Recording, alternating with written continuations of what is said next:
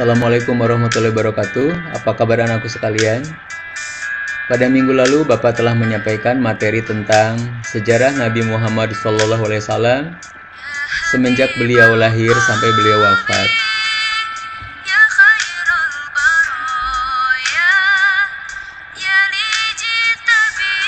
Hari ini Bapak akan melanjutkan materi bagaimana setelah Rasul tidak ada. Dalam materi sejarah Khulafaur Rasyidin.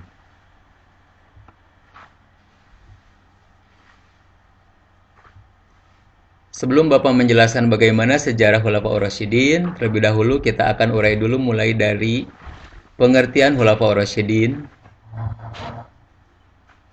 Nah, ini dia.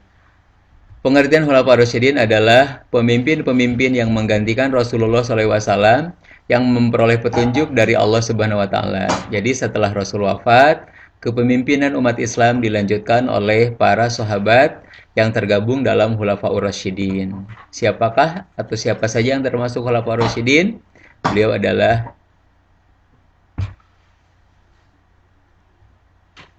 satu, Abu Bakar As-Siddiq. Yang kedua, Umar bin Khattab. Yang ketiga, Utsman bin Affan, dan yang keempat adalah Ali bin Abi Thalib. Jadi ada 4 orang sahabat yang tergabung dalam Khulafaur Rasyidin yang bertugas menggantikan kepemimpinan Rasul setelah Rasul tidak ada. Baik, sekarang kita akan lanjutkan membahas masing-masing khalifah tersebut. Yang pertama adalah Khalifah Abu Bakar As-Siddiq. Nama lengkapnya adalah Abdullah bin Abi Quhafah At-Tamimi. Menjabat selama kurang lebih 2 tahun. Lahir di Mekah 27 Oktober 573 Masehi dan meninggal di Madinah pada tanggal 23 Agustus 634 Masehi. Apa saja jasa beliau ketika beliau menjabat sebagai khalifah? Kita lihat, di antaranya adalah memberantas orang-orang yang tidak mau berzakat, memerangi nabi-nabi palsu, memerangi orang-orang yang murtad, pengiriman pasukan ke Romawi yang dipimpin oleh Usama, dan perluasan wilayah kekuasaan Islam ke daerah Irak, Syria, dan Hirab.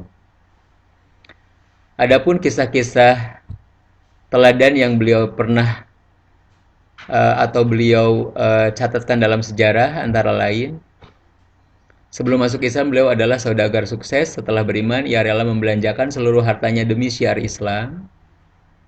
Saat terpilih menjadi khalifah pengganti Rasul, beliau berkata, seperti ini perkataannya, subhanallah ya, semoga bisa dicontoh oleh para pemimpin kita. Beliau yang memerdekakan Bilal bin Rabah dari perbudakan. Beliau hidupnya sangat sederhana. Bergelar As-Siddiq karena beliau orang yang selalu membenarkan ajaran-ajaran Rasul termasuk pada saat peristiwa Isra Mi'raj. Dan beliau memiliki putri yang solehah yang dinikahi oleh Rasul yang bernama Aisyah binti Abu Bakar. Mungkin kalian masih ingat atau pasti ingat ya dengan lagu yang viral sekarang.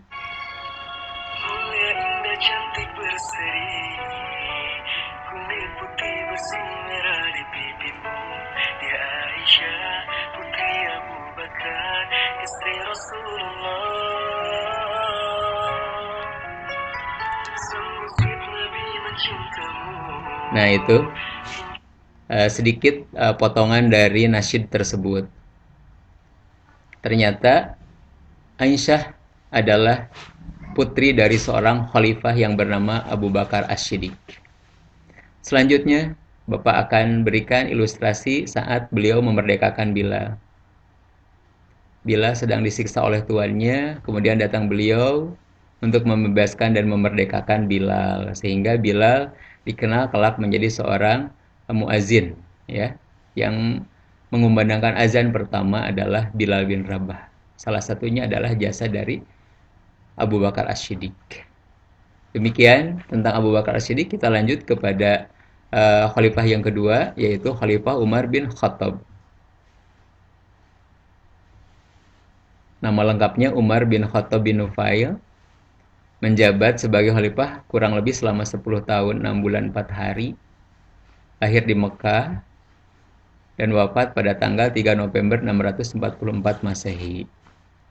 Apakah jasa-jasa beliau ketika menjabat sebagai khalifah? Kita uraikan, diantaranya adalah menetapkan awal perhitungan kalender Hijriah yang kita kenal dengan sekarang bulan Muharram, Safar, dan selanjutnya. Bea cukai sebagai pendapatan negara, pembangunan kota-kota dan saluran air untuk meningkatkan kesejahteraan rakyatnya, penghapusan perbudakan, pembangunan sekolah-sekolah, pengumpulan ayat-ayat Al-Quran, dan tradisi sholat tarawih berjamaah. Itu dimulai sejak zaman Umar bin Khattab. Apakah kisah-kisah teladan beliau? Di antaranya adalah, ini ada ilustrasi saat memberikan makanan pada fakir miskin. Yang terkenal dengan kisahnya mungkin ya, seorang ibu yang merebus batu karena ketidakadaannya bahan makanan untuk beliau masak. Nah, ini ilustrasinya beliau yang sangat respect untuk membawakan langsung bahan makanan kepada orang miskin tersebut. Kisah-kisah teladannya antara lain, terkenal sebagai pemimpin yang berani, tegas, dan adil sehingga dijuluki Amirul Mukminin. Terkenal sangat pandai memisahkan antara kebenaran dan kebatilan sehingga mendapat gelar Al-Faruq.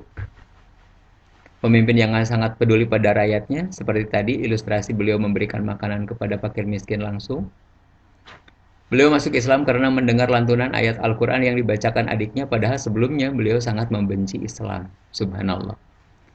Itu adalah sedikit kisah tentang Umar bin Khattab. Selanjutnya kita akan lanjut ke khalifah yang ketiga, yaitu Khalifah Utsman bin Affan. Nama lengkapnya Utsman bin Affan bin Umayyah. Beliau lahir dari suku Quraisy, ya. Menjabat sebagai khalifah selama 12 tahun. Lahir di Taif 574 Masehi dan meninggal 17 Juni 656 Masehi.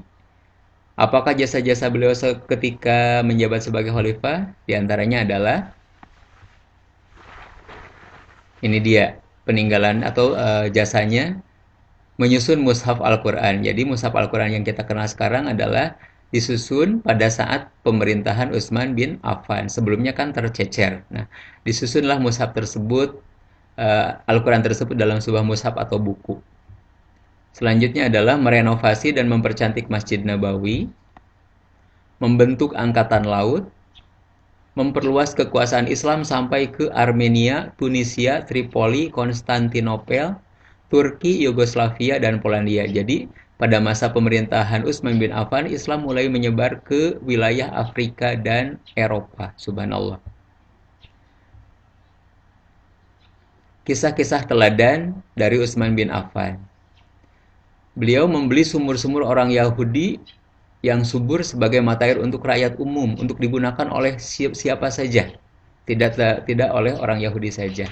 Karena beliau adalah terkenal orang yang sangat kaya.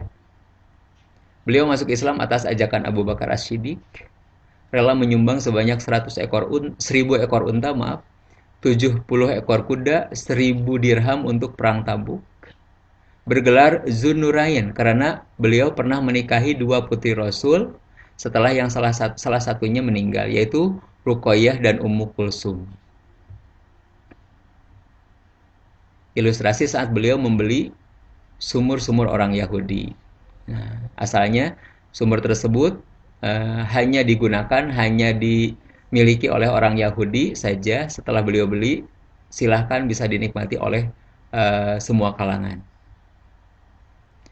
Itu sedikit kisah tentang Utsman bin Affan. Selanjutnya, kisah tentang Khalifah Ali bin Abi Thalib. Nama lengkapnya adalah Ali bin Abi Thalib bin Abdul Muthalib. Menjabat sebagai khalifah selama 5 tahun. Lahir 15 September 601 Masehi di Mekah dan meninggal pada tahun 661 Masehi. Apa saja jasa-jasa beliau ketika menjadi khalifah? Ini dia diantaranya.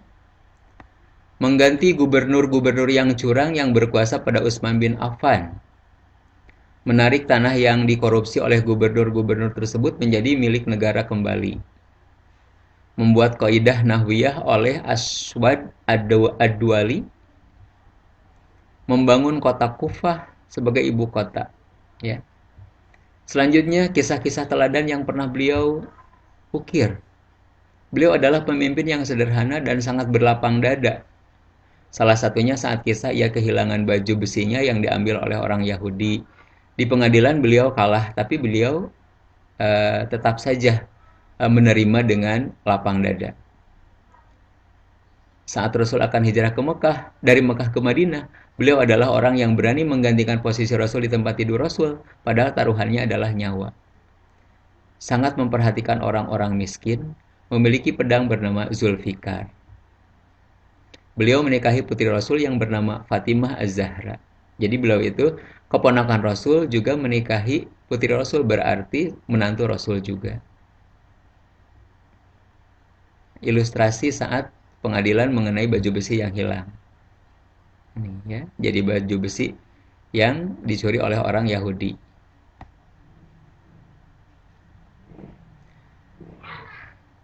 Demikian